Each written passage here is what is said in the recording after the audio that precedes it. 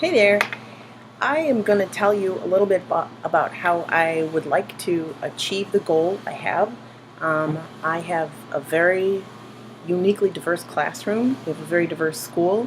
And so I kind of started from that perspective, and I thought this is a great strength that I have, and I'd like to use this and learn from my students, as was the focus of one of our classes, and use this to affirm the diversity of the students that I already have in my classroom.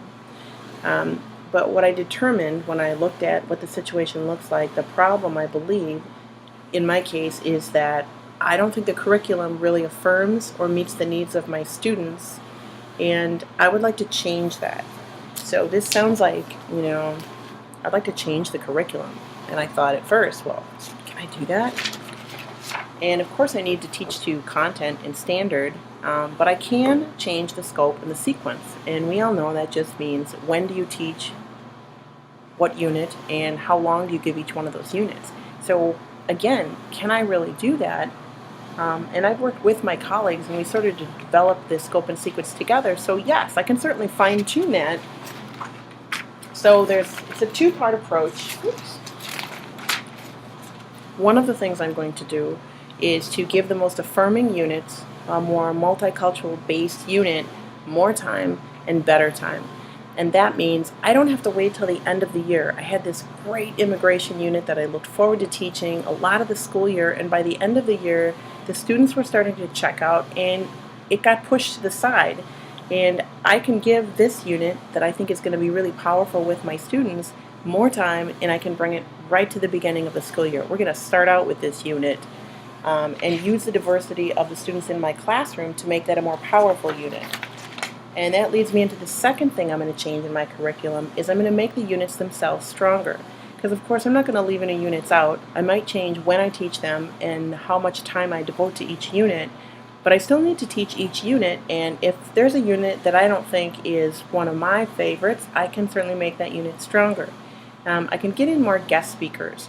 If the problem is that we're hearing things largely from the point of view of the dominant culture, then it's my job to make sure we have other cultures represented, and that can be done with guest speakers as a primary resource.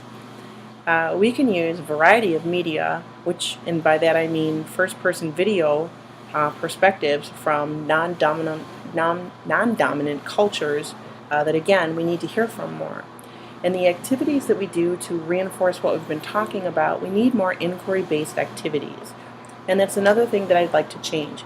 We do a unit at the beginning of the school year, a historical inquiry unit, and we talk about how we approach different content areas from an inquiry point of view. But I'd like to change but tailor a little bit what we focus on when we do that inquiry. And that's going to be based on the kinds of questions that we ask. So some of the questions that we're going to look at a little bit more is point of view.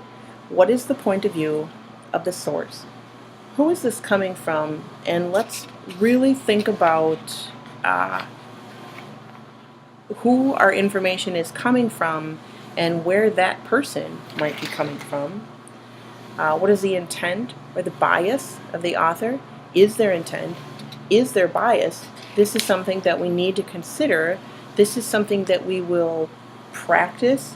We'll learn at the beginning of the year, and we will practice with every single unit after that to really make sure this becomes familiar to us, to automatically look at different perspectives of people involved from this standpoint. Is there intent? Is there bias? Who's talking? Who's the source?